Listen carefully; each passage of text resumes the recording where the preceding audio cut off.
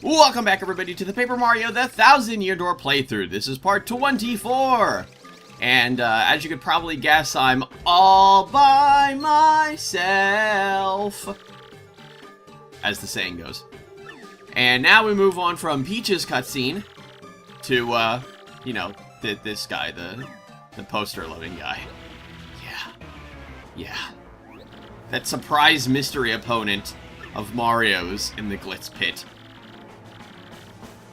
What, those little bite-sized shrimps. I love how, though, again, like, nobody knows who Mario or Bowser are. Seemingly. And it's like, that was so weird and random how, like, why did Bowser just, like, show up in the middle of the Glitz Pit with, like, no build-up or anything, like, no explanation of why he's there, he's just there. Also, if you could probably imagine, I got a little confused here. Oh, hello. I thought I was supposed to go through the door, and then I remembered that I was just supposed to find them. That ugly thing. I love that. So, we've got the old Kammy Koopa and the old Puny Elder. Yep, there it is. You're both too old. It's Hag vs. Hag. Awesome.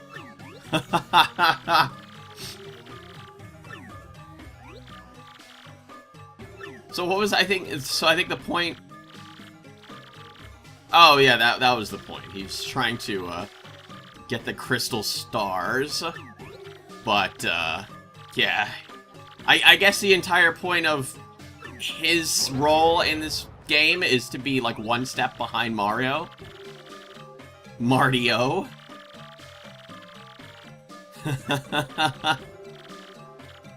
Princess Pinch. I love how Kammy Koopa's pointing out other people's senility. Ooh, I almost stumbled there. Actually, I did. To me. Yeah, I know, he's a lot less threatening and a lot more comedic than he was in the first Paper Mario game.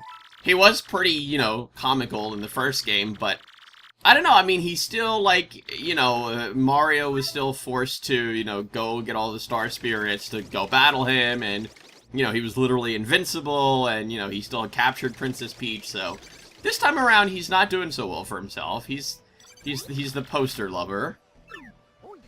So now you must leave.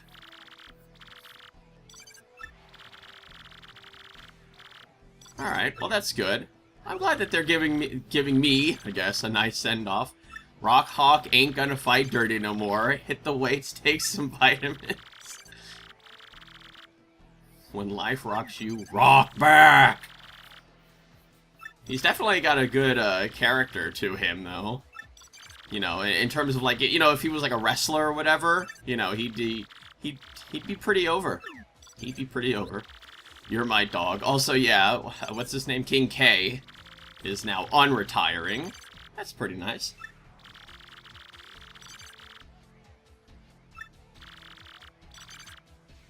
But yeah, of course Rock Hawk would be the one that's like the strongest or the best or, you know, just the champion of like all the characters in the Glitz Pit because he's the one that looks the most unique and the biggest. Alright, yep, we got 3 so far. Better roll back to Rogueport. Alright, so we're gonna do that. We're gonna roll on back to Rogueport, but first I want to make a quick stop at the souvenir shop. And, of course, before we actually go ahead and start Chapter 4, we're gonna be doing some pre-Chapter 4 stuff, as is the norm, before every chapter. You know, we always gotta make sure that we take care of certain things that are happening around the world that are now unlocked to us after a chapter is complete. Also, yeah, I just bought Earthquake, and I talked to the guy twice, because I was not sure if I actually did talk to him to get that Ice Storm. You know, the free Ice Storm for buying stuff at the shop. But, yeah, just gonna get that, Earthquake. Yeah. And then, yeah, then we're on the blimp. We're on the Ken, with Ken, back to Kenport. And here we go. Of course, you know, I didn't speed this part up because, I don't know. The last time I did it, it was just because I had to, like, run back to Rogueport really fast to just get something, and then I came back. So, this time we're actually just going back to Rogueport for realsies. Also, the emulator was having a little bit of an issue. Yeah, kind of like that. I don't know what happened there, but it's gonna continue happening with these little weird flashes and blinks and weird graphical glitches for about half of this video, for like the next half of this video. But yeah, I don't know what it was that caused that, but literally I just had to restart the emulator to fix it. I was a little nervous. You know, I started closing a bunch of things, and then I was just like, whatever, just restart it, and then I fixed it. So here's the message that Princess Peach actually typed in through tech to send to Mario. And, yeah, she explains to Mario that those dudes want to rule the world. What did he say? That stinks? God. Oh, no. Of course. Who's right here? Except for Luigi. Alright, well, I guess we'll listen to his story as we have been doing post-chapter so far. So, as I've been doing during each of these Luigi stories, I'm gonna read the rest of the information, and then after this, I'm completely done. I have no more information. We're finishing up with the reception and legacy section of the Paper Mario the Thousand Year Door article on Wikipedia. RP Gamer commented that the music, for the most part, is done very well, but the perceived repetitive battle music was one of the biggest flaws of the game. The game won Role-Playing Game of the Year at the 2005 Interactive Achievement Awards. The game was ranked 56th in the official Nintendo Magazine's 100 Greatest Nintendo Games feature. In the first week of release in Japan, The Thousand Year Door was the best-selling game, selling about 159,000 units. It proceeded to sell 409,000 units in the country and 1.23 million copies in North America. The game has since been included in the Player's Choice line. And yeah, like I said, that's it for the information. So now we're just we're out on a limb here with the Luigi stories.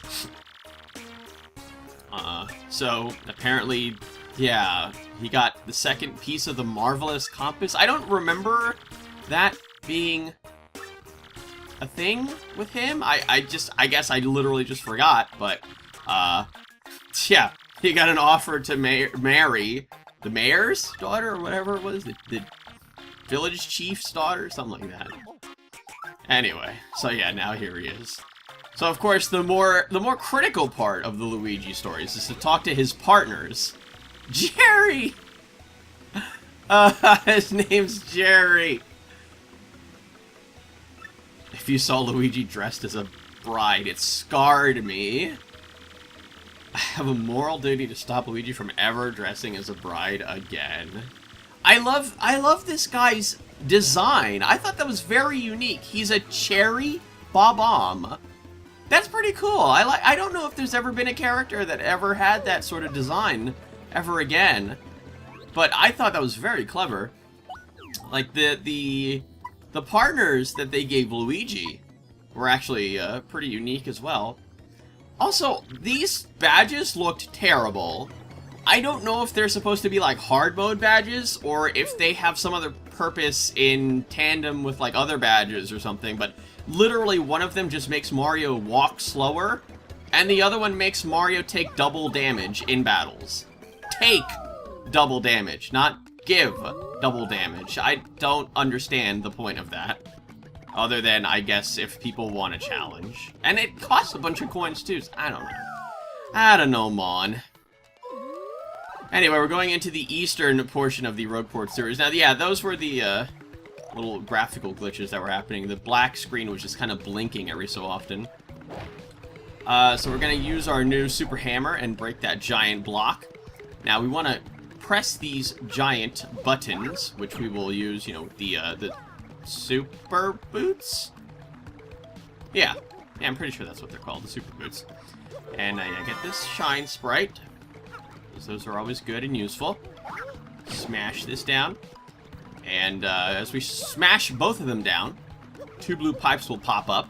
And those blue pipes... Whoops. Okay. Those blue pipes will take us to... if I can actually recall it in the walkthrough here. They're basically like shortcuts. Like, I guess you could call that room like the little, like, the warp zone, you know, like in Super Mario Bros. You know, it's like, welcome to warp zone. Let's see. I'm not quite finding it, but we're gonna break this, and we're gonna make ourselves a little shortcut to get into the 1,000-year door room. Oh, the right side pipe is a shortcut to Petalburg, and the left side pipe is a shortcut to the Great Boggly Tree. Alright, so now, of course, we have to, without question, have Goombella out for this portion, because that is how we've been doing it so far in this playthrough, and we're not going to ever stop doing it that way.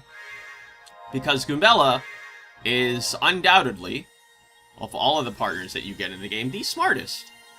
And I don't mean the wisest, but I think, you know, in terms of knowledge, book smarts, she's definitely the smartest. So we need her for this, you know.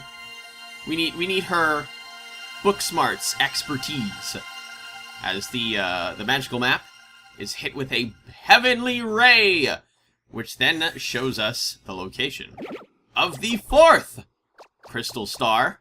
It's in the woods over there. Really dark looking. They look like looks like the taiga from Minecraft, or the mega taiga. Whoa! Alright. And there we go. Now we have to get a little bit of information, as Goombella is, of course, going to tell us. Yeah, we're gonna have to show the professor again. I suppose so?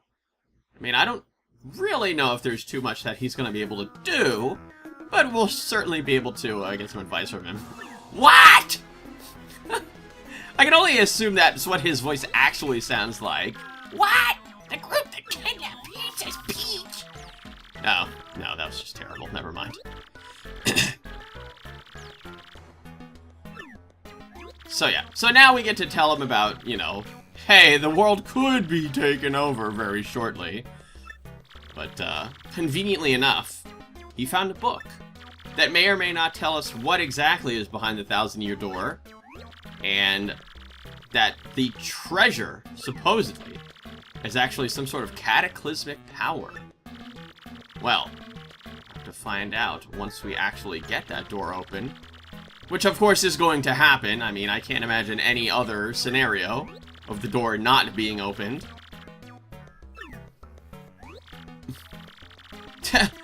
It's just like, the whole point of the Paper Mario the 1,000-year door is just to keep the door closed. Mario's basically the doorman. Alright, so now we have to go to Twilight Town? Was it? Yeah, Twilight Town. And there appears to be a pipe to Twilight Town somewhere in Rogueport. Somewhere underneath the west part of town. Yes, definitely. Alright, we are on it, indeed. Woo! Alright, let's do it. Okay, so here we go. After a small little time skippery there, we're gonna bring Ken the Yoshi back out here. Not Ken the co-commentator. Oh, a new email. So that, you know, we can do stuff in terms of getting to the next area, because we need him for that. Oh, it's an email from Koopy Koo to Koops. So this is basically like a lonesome sort of love letter, I guess, to Koops, which is kind of weird. Because, yeah, then she starts talking about his dad. Yeah. Yeah. Just take from that what you will. Ah, there she is. Alright, so that's it for that. And then, yeah, now we get to move on. Yeah, I was completely, once again, forgetting the fact that you can ride on Ken the Yoshi, and then you'll move faster. Whee!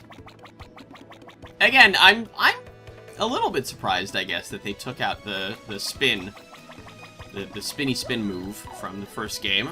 I thought that was, you know, I thought it was kind of fun spinning around all over the place, but Whatever, maybe the developers thought that it wasn't really a crucial sort of mechanic, or maybe they felt like it was a little broken because it made you move faster. I don't know.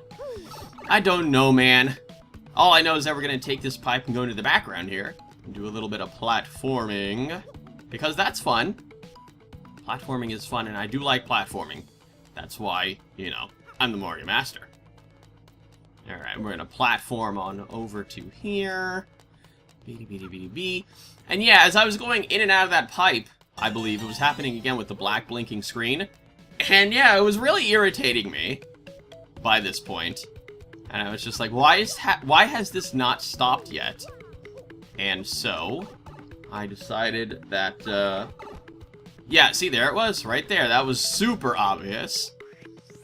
And now, this is the magical pipe to Twilight Town. It looks very strange. It's like, it looks like it's rusted out. Okay. It is, in fact, very strange. Not just because of the way it looks, but because the pipe literally rejected us. Also, a little time skippery there, and now the issues are fixed. This was me post-restarting the emulator. Also, yeah, I could not get past this spiky spinia. So, yeah, we're gonna just do this real quick. Give it a little gulp, knock those two guys out, and we're done here. Oh my god, seriously? You know, I'm gonna go out on a limb here and say that anybody that speedruns this game, this game, does not actually purchase the Merly curse bonus. You know, just a thought. Just a thought. Because those take a while. Alright, so now we're back out here. Luigi's just still there. I love how he's loitering now. He's loitering at this point. I'm surprised they didn't have Luigi, you know, just kind of wander about, like, you know, some of these NPCs here that are just kind of walking in, you know, like a small area. They're just like, oh, you know, Luigi's definitely better suited for just standing still and not doing anything. Alright, you know what? I think I have 3 Shine Sprites now, but I'm not 100% sure if I can upgrade any partners to the 2nd level just yet. Because I remember in the first game you had to get a certain item or something before you could do that. I think that was like in Chapter 5 or Chapter 6 when you could get that. I haven't the foggiest idea of what to do. Oh, of course. Also, I love how Ken the Yoshi says the drain's all stopped up. Got any drain cleaner? Or the pipe's all stopped up. Sorry. I had to be really clear about these things. Darkly. Alright, so I think it was part, oh god, 1 or 2 of this playthrough where I actually talked to Darkly because I had no idea like who he was, and he looked extremely strange as compared to all of the other characters that were in the game. I forgot where he was, so I went back here, but this is not the area that he is in. However, when I did come back here, I did notice something that I missed the last time I went up onto the roof with Ken the Yoshi, and did not get... Ooh, oh, nah. Yeah, see, I'm getting a little better at that. The flutter jump really does not last for very long, but it's just like you have just barely enough space to get across those gaps. So I got that star piece, and now, yeah, he's right down here, actually. Ah, there he is. The guy with the really strange-looking eyes. And he's all like dark shell-shaded. Yeah. Couldn't be easier. You just have to have something that has your name written on it. I love it. I love that. Well, I mean, you can just take a piece of paper. Why is he... Wait, he's writing it on Mario's butt. It's basically what he just said. That doesn't make any sense. Why didn't he just write it on, like, a piece of paper and then just, like, put it in his pocket? Ken, baby! I love that. Watch where you're drawing, buddy.